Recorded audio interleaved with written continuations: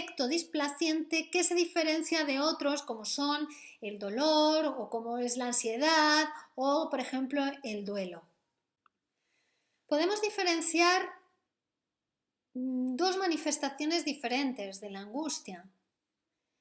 Podemos hablar incluso de una angustia buena y una angustia mala, una angustia vital, una angustia productiva, positiva y una angustia negativa, una angustia que es patológica. La primera de ellas, la angustia vital, la angustia positiva, productiva, sería esa que sentimos cuando nos tenemos que preparar frente a una nueva situación o una situación que en principio puede ser peligrosa si no estamos suficientemente preparados para ella. Por ejemplo, uno tiene que dar una conferencia ante un grupo numeroso y un poco de angustia siente, ¿no? Y es esa angustia la que le lleva pues, a activarse, a realizar la preparación de la tarea, etc.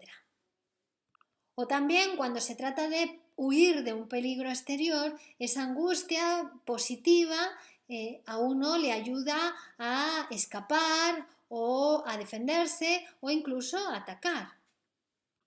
La angustia patológica, en cambio, ya es una angustia que se ha hecho en el cuerpo, es una angustia que el paciente siente y además que siente en tal intensidad que puede llegar incluso a paralizarlo. La angustia no tiene objeto, a diferencia del miedo, que tiene un objeto claro, un objeto determinado, por ejemplo, miedo a las arañas, miedo a viajar en avión, miedo a la oscuridad. La angustia no tiene objeto, su objeto es indeterminado. El susto, por ejemplo, sería un peligro que se presenta inesperadamente para el sujeto, sin estar previamente preparado, sin haber sentido angustia que lo llevara a prepararse frente a ese peligro. En algunos pacientes encontramos un estado de angustia general que podríamos llamar angustia flotante, que conduce a estos pacientes a un estado de espera angustiosa. Son personas a las que habitualmente atribuimos un carácter pesimista, un humor sombrío, porque están continuamente realizando anticipaciones a la realidad, pero de una manera pesimista, de una manera negativa. Por ejemplo, ven una ambulancia en su calle y piensan que algo horroroso le ha sucedido a su marido o a sus hijos, ¿no?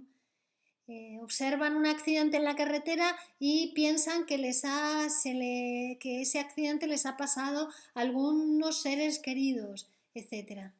Las personas afectadas por esa espera angustiosa realizan predicciones negativas a partir de datos inciertos. Ven en cada suceso accidental un presagio de una desdicha y se inclinan siempre a lo peor cuando se trata de un suceso inseguro. Esta tendencia es propia de un gran número de individuos que, más allá de este síntoma, podríamos decir, pues no tienen ningún otro síntoma o patología. Pero cuando esta angustia adquiere cierta intensidad, se corresponde con una afección a la que denominamos neurosis de angustia, que es una de las neurosis actuales. Vamos a hacer una categorización de las diferentes afecciones psíquicas que podemos encontrar en la consulta de psicoanálisis. Podemos diferenciar entre lo que serían las neurosis de transferencia, en las que se incluyen la fobia, la histeria y la neurosis obsesiva, y que hacen referencia o que tienen como origen de producción la sexualidad infantil del paciente en análisis.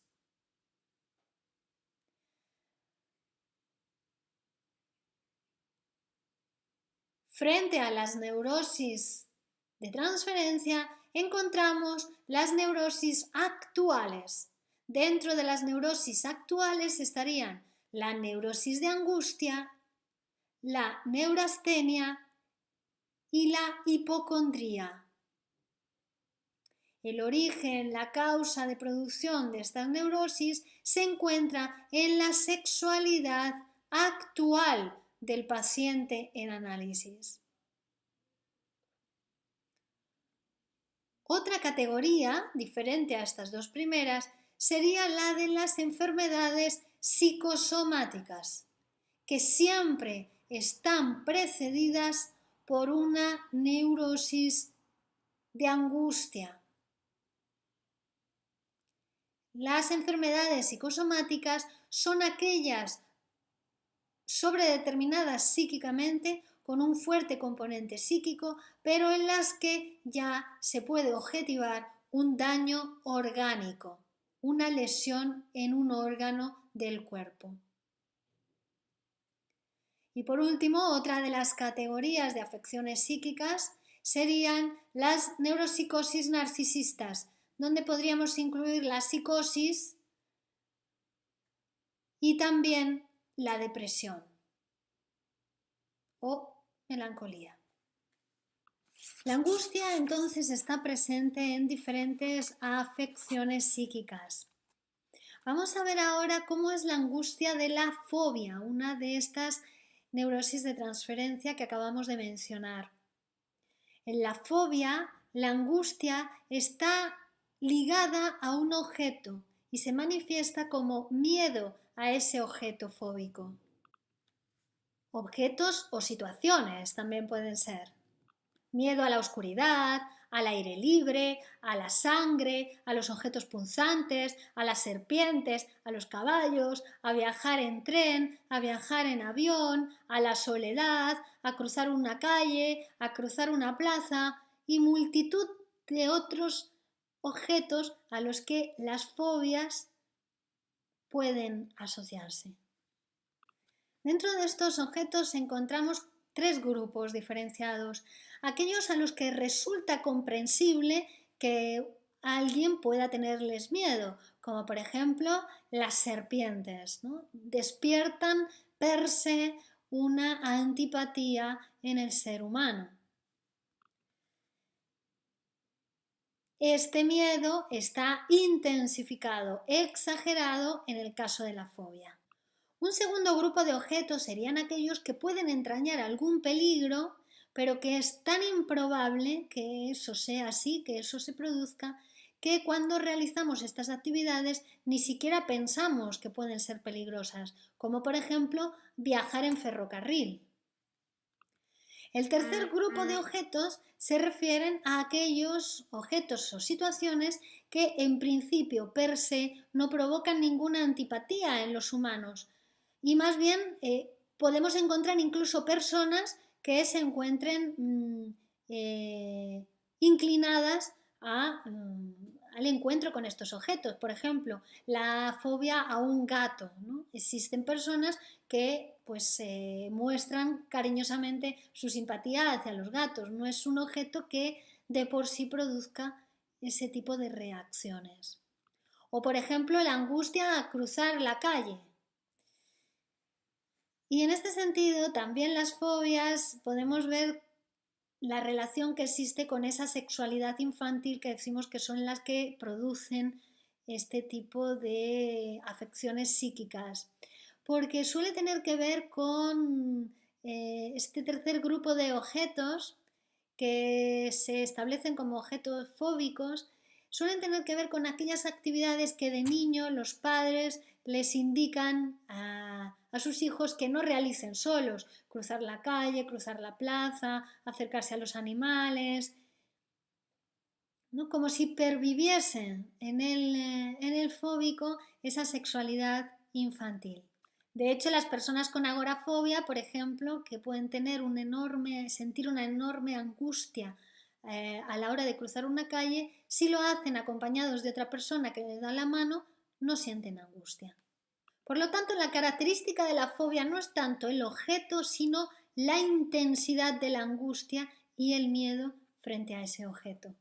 Entonces, la angustia en esa espera angustiosa se refiere a una angustia flotante general, mientras que la angustia en la fobia vemos que es una angustia específica en el sentido de que está asociada, vinculada a un objeto determinado.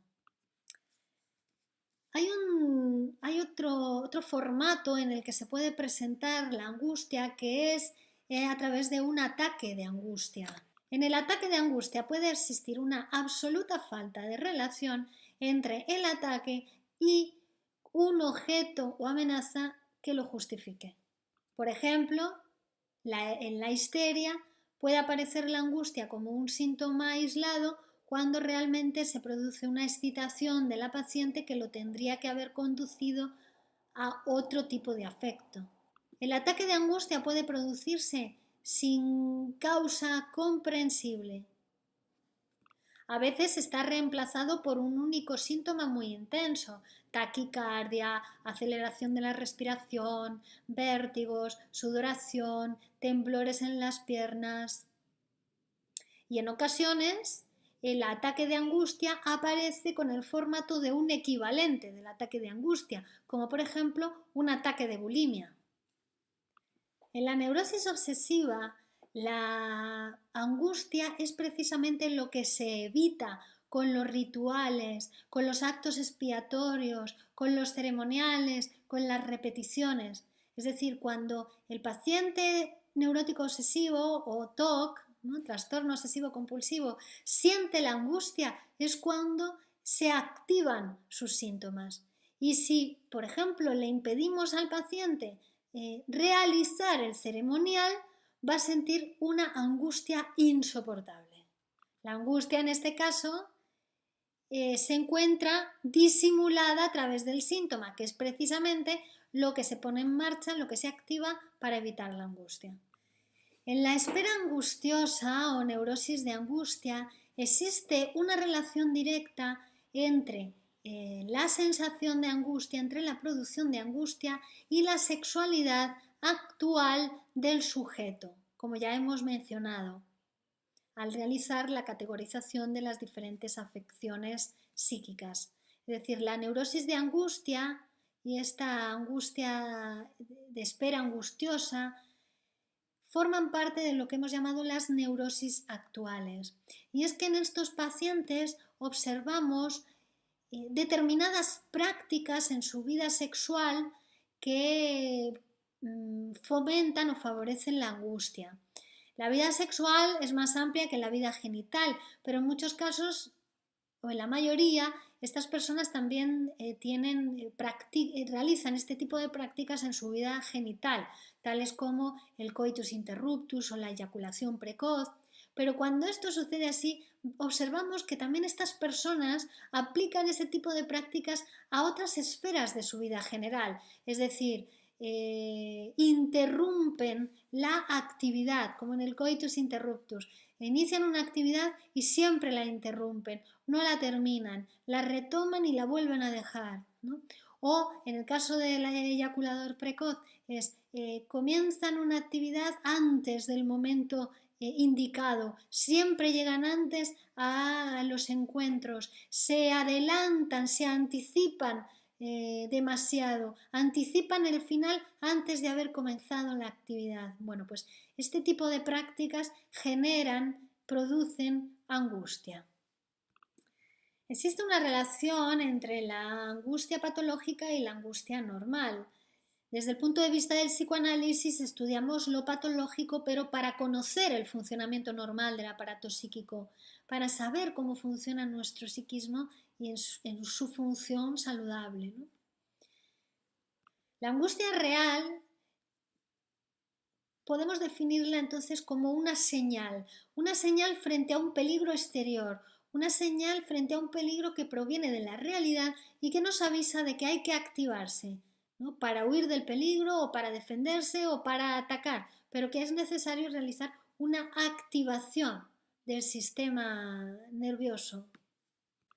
Freud se pregunta si no sucederá lo mismo con la angustia neurótica, pero en este caso, frente a un peligro interior, frente a un peligro proveniente del interior del aparato psíquico. comportándose frente a él como si se tratase de un peligro exterior. ¿Y cuál es ese peligro interior frente al cual se produce la señal de angustia? El yo del aparato psíquico del sujeto, el yo, da la señal de angustia, da la señal de que está próximo a realizarse un peligro, de que está próximo, de que se aproxima una amenaza o un peligro interior. Esa amenaza, ese peligro provienen del ello del aparato. Y a su vez estos contenidos del ello tienen su producción en lo que denominamos el complejo de Edipo, que no es una cosa que nos haya pasado en la infancia y nunca más, sino que es el problema más grave al que tenemos que enfrentarnos como sujetos psíquicos y que se repite muchas veces en la vida. ¿Qué es el complejo de Edipo? El complejo de Edipo es la máquina hominizante. Es el proceso a través del cual el niño va a pasar para transformarse de cachorro animal a sujeto humano, a sujeto del lenguaje, a sujeto social. En el complejo de Edipo se constituirán significantes primordiales para la vida psíquica de cualquier persona, significantes que van a tener un impacto directo y un efecto directo sobre la vida biológica y sobre la vida material y social de esa persona. Estos significantes son las posiciones psíquicas padre, madre, hombre y mujer, que se constituyen en todo sujeto del lenguaje, en todo sujeto hablante, tanto sea una mujer o un hombre. El complejo de Edipo tiene dos fases, una positiva y una negativa, o podemos decir dos vueltas. Cuando el niño nace es un ser totalmente desprovisto de capacidad para caminar, para comer, para regular su temperatura corporal, para cualquier cosa, está totalmente desprovisto. Si no es porque hay una persona que lo salva la vida, el niño moriría, ni siquiera tiene su sistema inmunológico completamente conformado. Esta persona que lo salva la vida, esta persona que lo alimenta, que lo acuna, que le da cariño, que le da calor, que lo protege, esa persona es la función madre que se constituirá en el propio sujeto psíquico, función madre. Tanto para el niño como para la niña, la mamá va a ser el primer amor. Y no solamente amor, es su primer objeto de deseo sexual. En este momento el niño se encuentra en la etapa fálica del desarrollo libidinal, porque el complejo de Edipo acontece entre los 3, los 5 años. Está en la etapa fálica el niño, ya ha pasado por la etapa oral y la etapa anal del desarrollo psicosexual. Entonces, esa primera sexualidad infantil ha sido de algún modo despertada en relación con la figura materna. Primero mamó, succionó de su pecho, gozó con su boca, eso le hizo el agujero del goce de la boca. Después las primeras caquitas, las heces, eran un regalo que él hacía para su mamá, para su objeto de amor. Era la primera parte del cuerpo que se desprende del niño y el niño se lo daba a su mamá. Y ahora también la mamá ha sido quien ha despertado en el niño la erogeneidad de su cuerpo e incluso genital a través y por medio de los cuidados maternales y del cuidado de la higiene corporal. Entonces, este primer momento de la relación con la madre hace que el niño atribuya a su madre, por una parte, una totipotencia absoluta, es un ser todopoderoso que no solo le ha salvado la vida, sino que también le proporciona todo el goce posible que el niño puede sentir en ese momento, y entonces es una figura por la que su madre, ¿no? por la que el niño siente un deseo de permanecer junto a ella permanentemente. Está, podemos decir, enamorado de su madre. También la mamá está enamorada del niño, ¿no? De ese ser que ha nacido de ella, que ha sido parte de ella, ¿no? Entonces están como en un idilio amoroso los dos. Esto le pasa tanto al niño como a la niña. Hay un momento de la constitución psíquica que niño y niña se dan cuenta de la presencia del padre, de la presencia de un tercero, ¿no? Cuando la madre desvía la mirada del niño hacia el padre. Ese tercero, esa función, ese otro nuevo actor que interviene en la relación entre la madre y el niño y que en definitiva lo que viene a hacer es interrumpir el idilio entre el niño y la madre, viene a separarles, eso es la función padre. El padre es los límites, es la interdicción del incesto, es la ley, es el que le dice al niño o a la niña, con tu madre no, tu madre es para mí, ¿no? Ese es el padre. Cuando el papá realiza esta amenaza al niño, ¿no? Con tu madre no se puede, recordemos que el niño está en ese momento enamorado de su madre, ¿no? En ese idilio con su madre. Se encuentra en la etapa fálica, donde todos tienen, ¿no? Cosita de hacer pipí. La niña también lo piensa, ella es su clítoris, ¿no? Pero ahí empiezan a caer, a darse cuenta de la diferencia. Hay unos que tienen una cosita grande y hay otros que no tienen eso. ¿Qué ha pasado? Los niños en ese momento están pensando o que a la niña no le ha crecido, ¿no? Que está subdesarrollada, no está desarrollada, que es tonta, que todavía no se formó del todo, o que a la niña ha sido mala y se lo han cortado. Bueno, ahí, en ese momento donde el niño ha sentido por primera vez la hostilidad hacia el padre, el deseo de que el padre desaparezca, el deseo de que el padre no vuelva más y lo deje a solas con su madre, que no venga a interrumpir esa relación amorosa que él tiene con su madre.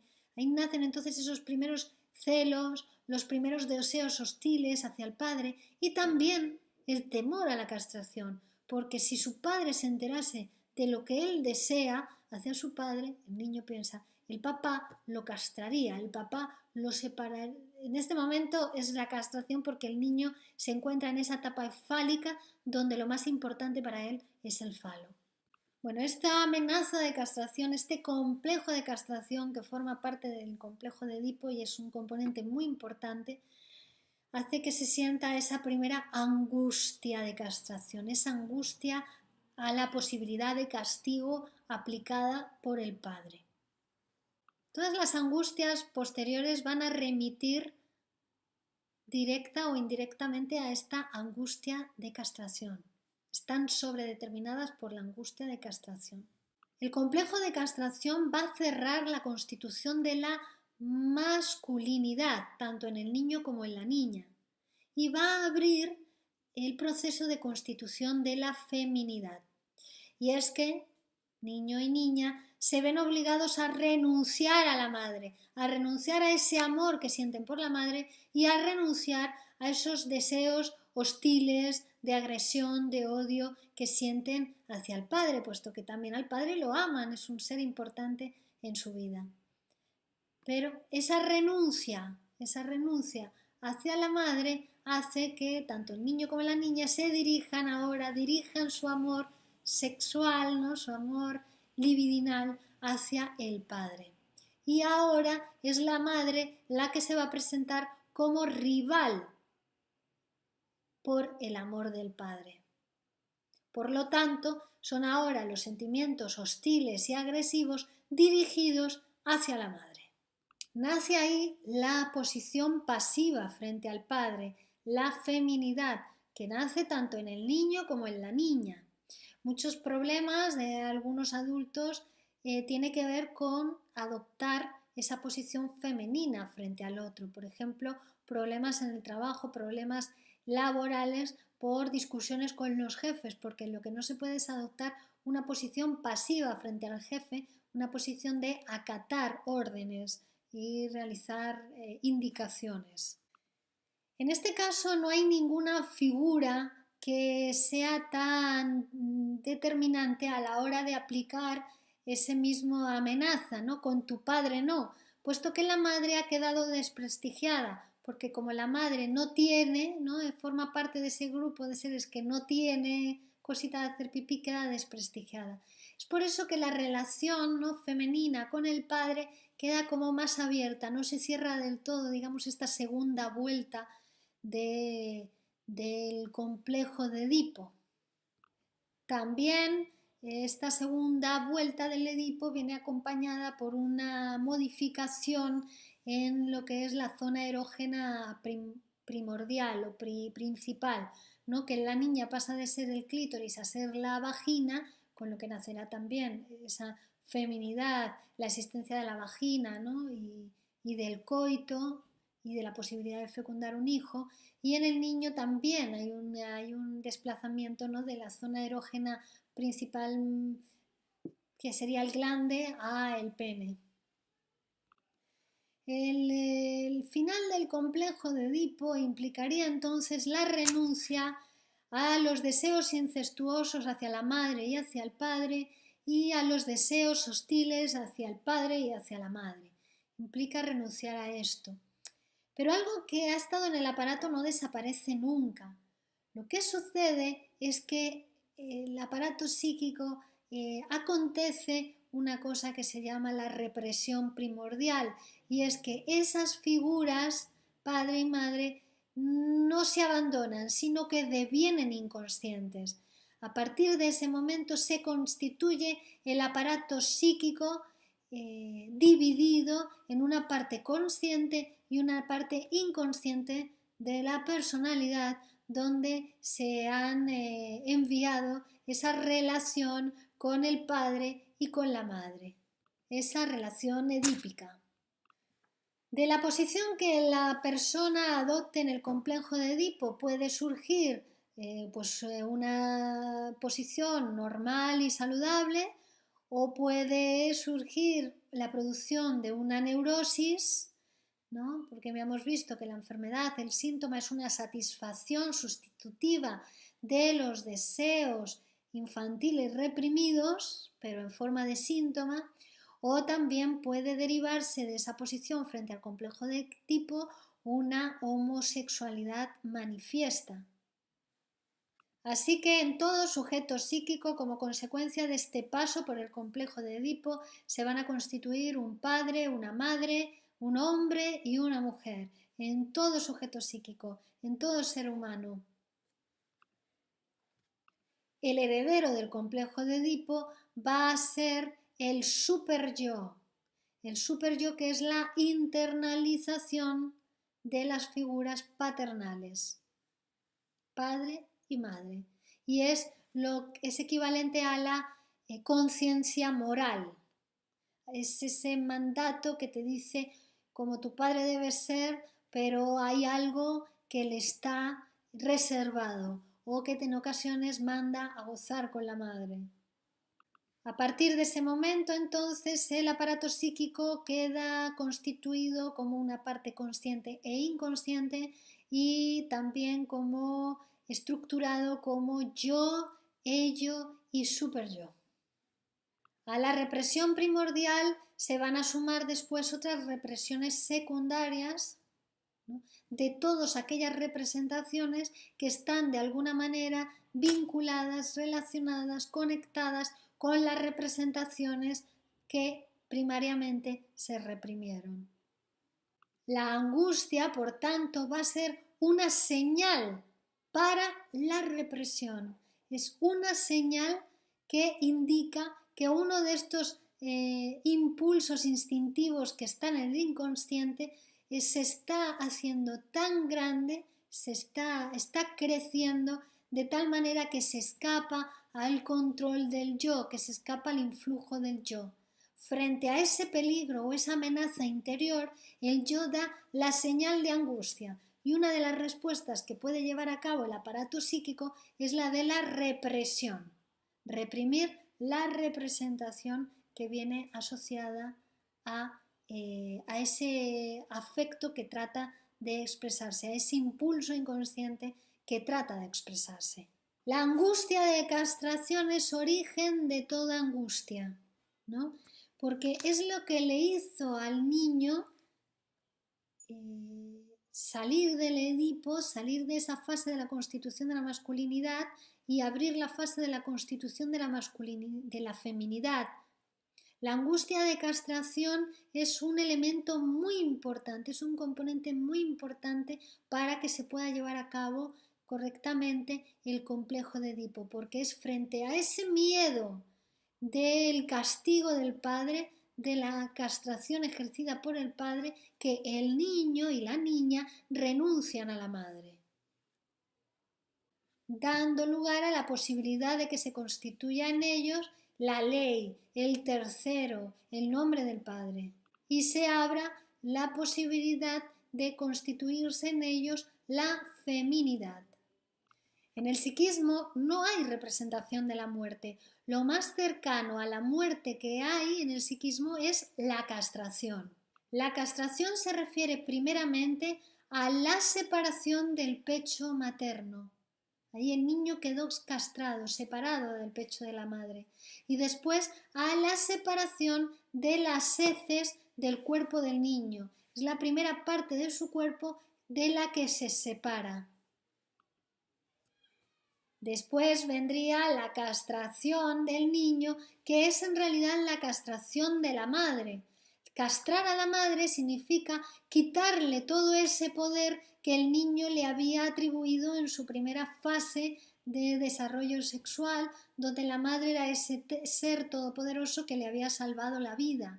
Darse cuenta de que la madre ha necesitado al padre, que el padre ha intervenido, ¿no? Y que estos a su vez necesitan de otros, eso conlleva castrar a la madre, quitarle esa atribución de poder que le había hecho, y también darse cuenta de que el niño ha nacido, de que él ha nacido, ¿no?